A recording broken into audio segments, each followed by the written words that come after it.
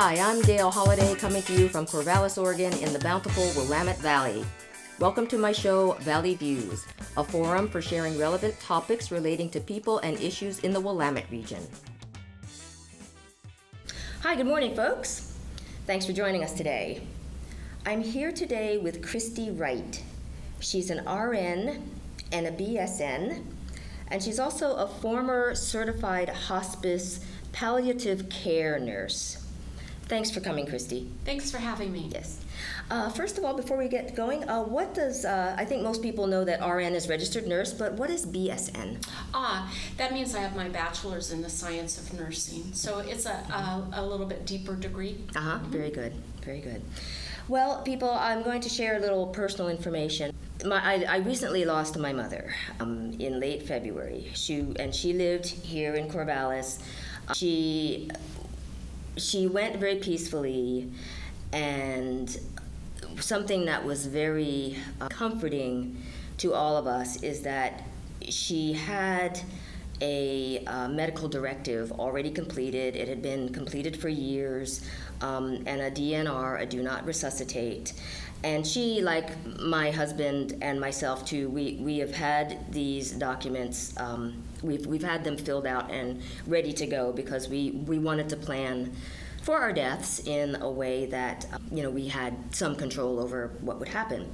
And the word palliative care, that was the first I'd heard that word, palliative, when my mom was in the hospital, and we were being offered some resources. My husband and I were being offered some resources. So, Christy, can you talk to us about what is palliative care and talk about this area of being? Sure. There's a difference between palliative and hospice. Hospice implies that a prognosis is 6 months or less, and so that's what a hospice team would be looking for and ask from the doctor is what is the prognosis. Yes. Palliative is much more about symptom management. So a person may be working towards or having treatment to prolong life and still be interested in palliative care. So making sure their pain's under control or their respirations are not being labored, or wanting to live as full and as symptom-free life as they can for as long as they can. Yes, okay, and that makes sense because in the condition that my mom was in, actually, it was all about making her comfortable. She was not really aware, that we could tell, so much aware of her surroundings enough to have a conversation, but they were managing her pain, and they were not giving her water directly, but keeping her lips moist and making sure that her breathing was not labored by either applying oxygen or not. So that's what that was all about. What would you say, what are some stories, or what have you seen being involved with this, Christy? It seems to me that people often don't think that they're going to die. The ancient Hindu sacred writing says that there's no greater miracle in the world than the one, despite all evidence to the contrary, people think that they won't die, and so therefore they don't really plan for the end of their life. And so I think that a lot of the struggles come from not being prepared for that last 6 months of your life, or the last couple of weeks of your life. So some of the things that you can do, I think, to prepare for that would be to read a book.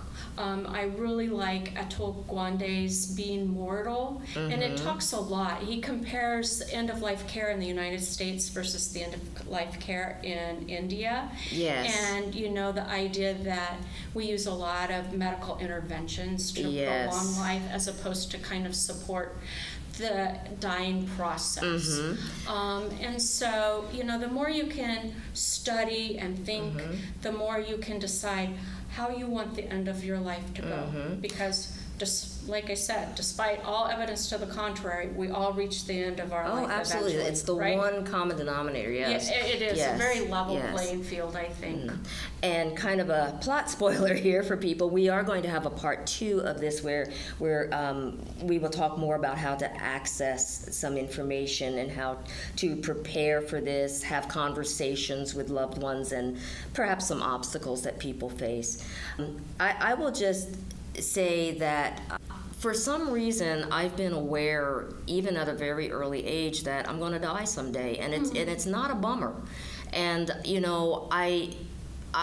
I'm wondering if part of that is because when I grew up, there were so many elders in my immediate community. And I was very close to my grandmother, who lived next door, and she passed away when I was 10. And my mom, who lived to be 90, which is astonishing, but she was the baby of the family. So she had a lot of older siblings, as my dad. He was kind of the baby of his family. So there were all these elder aunts and uncles. And so I watched them age and die, and their lives were celebrated in my community. And I don't know if that's an African American thing. I mean, I know we're not the only culture that celebrates life, but it was kind of, they were respected and honored while they lived. They were a viable part of the community. We just loved our elders. And, so... Well, I do think that there is kind of a celebration of youth in a lot of society culture. today. Yes. Yeah. But, so I always, when people ask me, what is it about hospice? I always remember this story of when I was little, about 4. My mom and dad loved to go play cards with this other couple, and usually there would be maybe 3 or 4 other couples, and they would go in the evening, on Saturday evening, and they would play cards. Well, one night my mom said, well, we're going to go play cards with all of our friends, but we're going to play someplace else tonight. And I said, and one of the women's mothers was dying, and so they were going to go play cards at her house.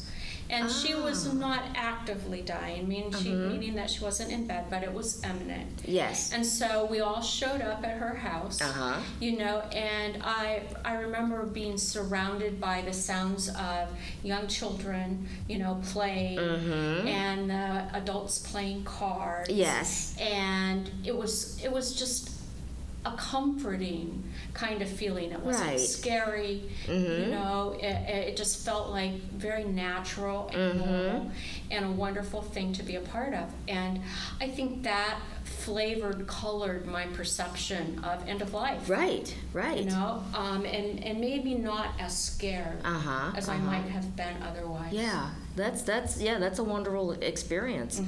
I tend to look at the death as just another natural cycle of life. It is, but I don't think anyone, as long as we've lived, we have been a part of this life, this world that we've made, and so to think about the world without us in it is very foreign, and I think maybe people protect themselves from thinking about that. Yes. But I do think that it has to do with the fact that we've always been in this world as far as we know. As far as we know, yes. Yeah.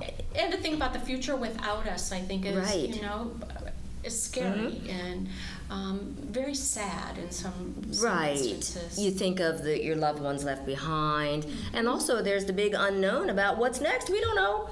That's exactly That's right. scary. As far as we know, nobody has ever, done this before. Come back and told us. There's belief systems, and people have beliefs as to what's next, but there have been people, that have died and been resuscitated. That's true. Yes. And the common denominator there amongst them all is that they're not afraid to die again. Yeah, that would make sense. Based on, I read some of the Kubler-Ross stuff when I was a teen, and, based on, the light and the seeing your loved ones, or the lightness of it all, or the happiness and the warmth, and then being told, it's too early, you got to go back, and people not wanting to come back sometimes. Absolutely. Fighting that, coming back.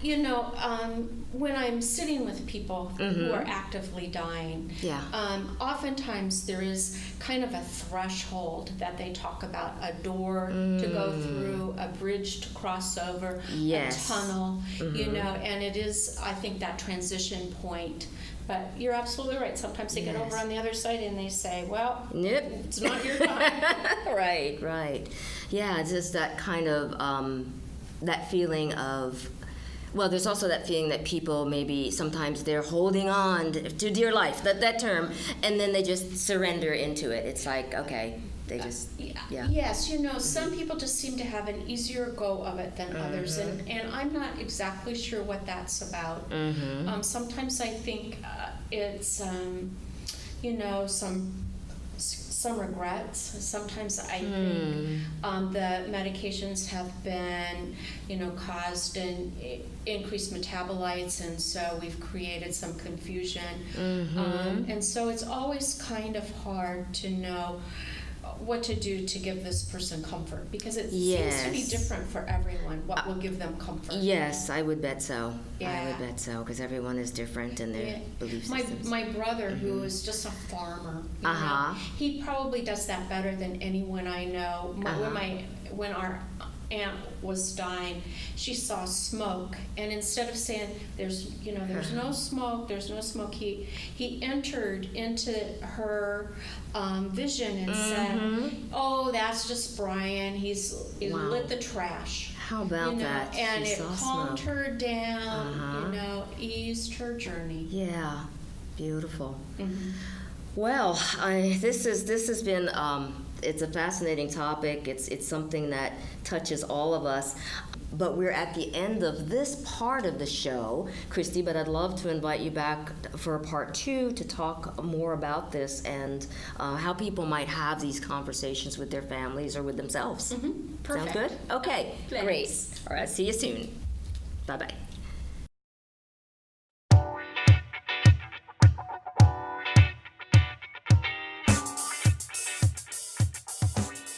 You've been listening to Valley Views. I'm your host, Dale Holliday, and I'd love to hear from you. Comments, questions, ideas for future topics, or other matters you would like explored. Email me at valleyviews@kbu.org. That's VALLEYVIEWS@kbu.org. Special thanks to Chad Howard from Corvallis Access Media for his technical assistance and support. I look forward to being with you again next time. And remember, as Doctor Who once said, I'm not in charge, but I'm full of ideas. Bye!